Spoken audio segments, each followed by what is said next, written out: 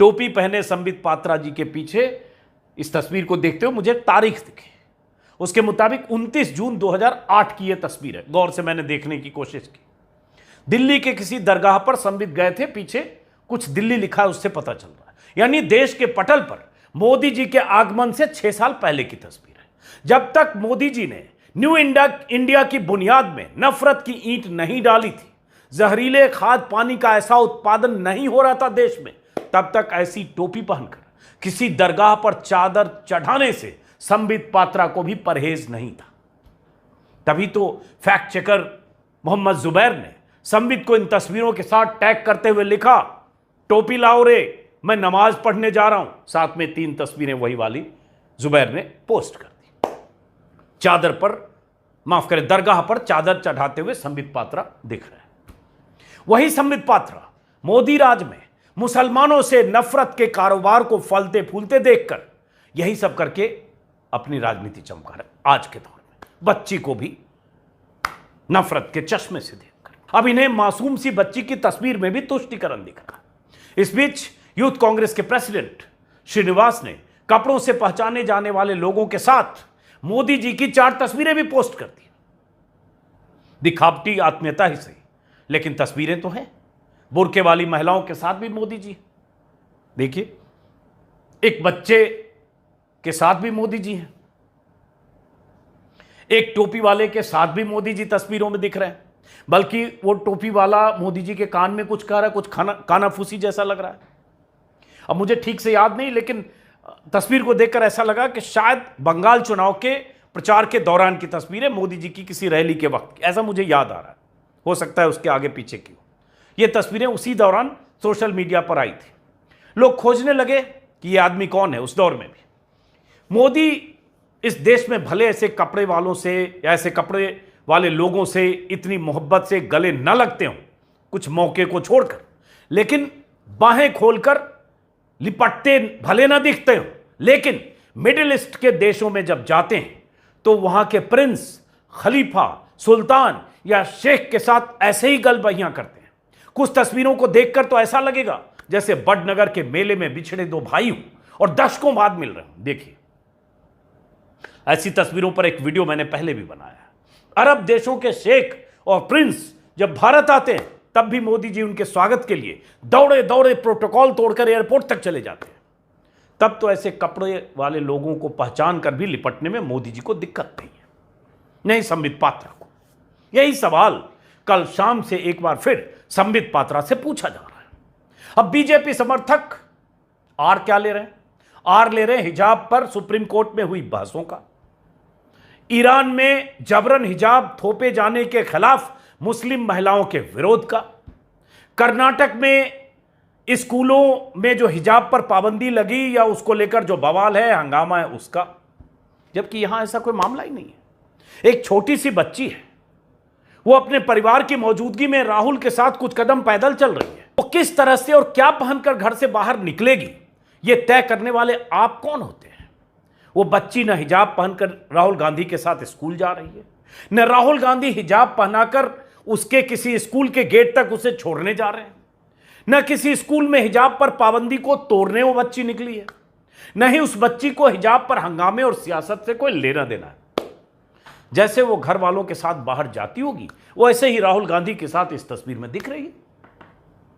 जब वो बड़ी होगी तय करेगी कि उसे क्या पहनना है, हिजाब पहनना है या नहीं पहनना है। लाखों मुस्लिम लड़कियां इसी देश में हैं जो हिजाब नहीं पहनती हैं। हर तरह के मॉडर्न ड्रेस वैसे ही पहनती है जैसे कोई हिंदू लड़की। भारत न तो ईरान है, न यहां ईरान की तरह जबरन हिजाब पहनने को मजबूर करने के लिए वैसी नैतिक पुलिस फोर्स है, और न ही वैसी स्थिति है। फिर बवाल का क्या मतलब है? खामखा हिजाब की आड़ क्यों ली जा रही है?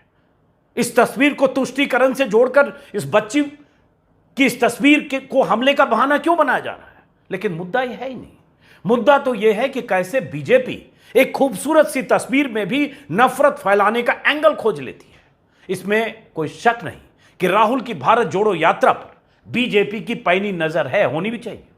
आईटी सेल की पूरी बटालियन दिन रात इसी खुरपेच में लगी होगी कि कैसे राहुल की इस यात्रा से कुछ मिले, नफरत का कुछ रसायन मिले, कुछ ऐसा मिले जिससे देश में केमिकल रिएक्शन हो, कुछ धुआं उठे, कुछ गुबार उठे, नफरत का कारोबार चले, चाहे किसी तस्वीर को कोई भी एंगल क्यों न देना पड़ जाए। आईटी सेल के साथ साथ बीजेपी के बाकी नेता प्रवक्ता भी अपने नफरती चश्मे से राहुल की यात्रा पर बारीक नजर बनाए हुए हैं, यह तो पता चल गया।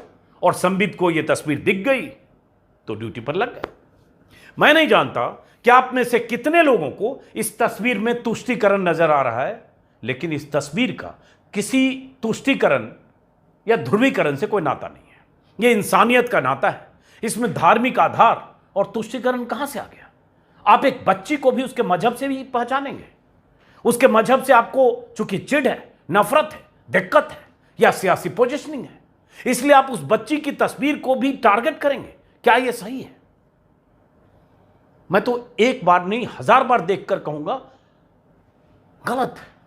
हालांकि आज के दौर में सही गलत का सवाल रह ही कहां गया है।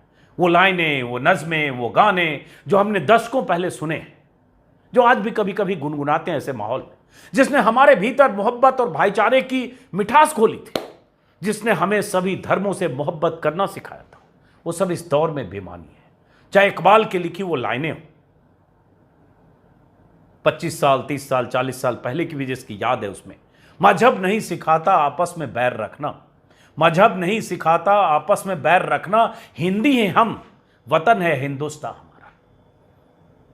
या फिर दशकों पहले एक फिल्म के लिए साहिर का लिखा वो गाना, बचपन में मैंने सुना था, शायद धूल का फूल का है, तू हिंदू बनेगा ना मुसलमान बनेगा, इंसान की औलाद है इंसान बनेगा। मालिक ने हर इंसान को इंसान बनाया, हमने इसे हिंदू या मुसलमान बनाया। हम तो ये सब सुनकर बड़े हुए थे, लेकिन आज ये सब बेमानी है। आज अगर किसी फिल्म में ऐसे गाने डाल दिए जाएं, तो उस फिल्म के खिलाफ भी बॉयकॉट गैंग सक्रिय हो जाएगा।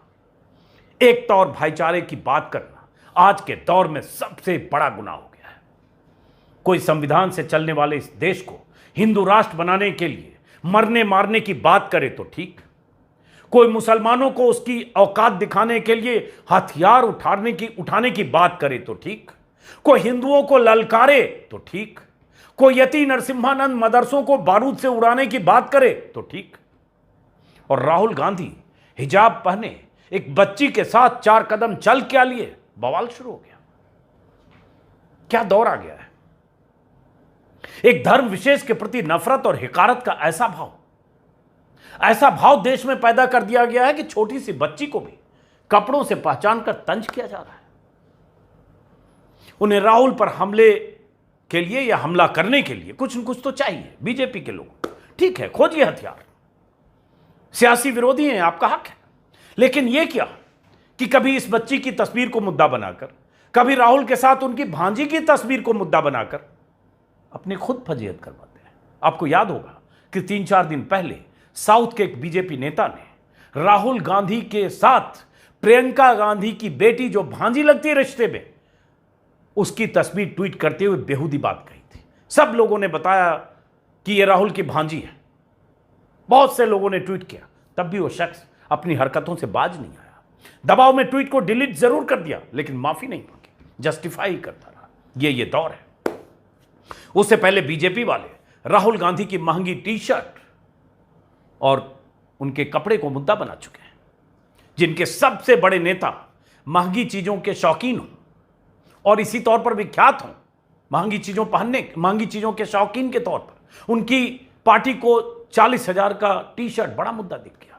जिनके शीर्ष पुरुष 10 लाख का कोट पहनकर दुनिया भर में चर्चित हो चुके हों, लाखों के चश्मे, लाखों की घड़ी, दिन में 4 बार कपड़े बदलते दिखते हों, उनकी पार्टी के नेताओं को राहुल की टी शर्ट से पेट में दर्द उठ गया। जब मोदी जी की तस्वीरों से उन्हें आईना दिखाया गया, तब जाकर उनकी कब्जियत कुछ दूर हुई। इस बार तो एक बच्ची को निशाना बना लिया। लानत है ऐसी राजनीति पर, लानत है ऐसी सोच पर। देश की एक बड़ी आबादी को टारगेट करने का कोई मौका जो सोच, जो विचारधारा, जो पार्टी नहीं छोड़ती, जबकि इसी देश की मिट्टी में उनका भी खून मिला है। इसी देश के लिए उन्होंने भी कुर्बानियां दी हैं, सिर कलम करवाए हैं, फांसी के फंदे पर झूले हैं। सही कहा था राहत इंदौरी ने। वो चर्चित लाइनें उनकी, सभी का खून है शामिल यहां की मिट्टी में, सभी का खून है शामिल यहां की मिट्टी में, किसी के बाप का हिंदुस्तान थोड़ी है। ये शब्द और ये राहत का लिखा, ये अपने आप में एक बयान है। इसी देश के संविधान ने सबको बराबर का दर्जा दिया है, समान अधिकार दिया है, लेकिन ये लोग देश में एक बड़ी आबादी को दोयम दर्जे का नागरिक साबित करने में दिन रात जुटे रहते हैं। भीतर इतनी नफरत जो भरी है, वजह यही है।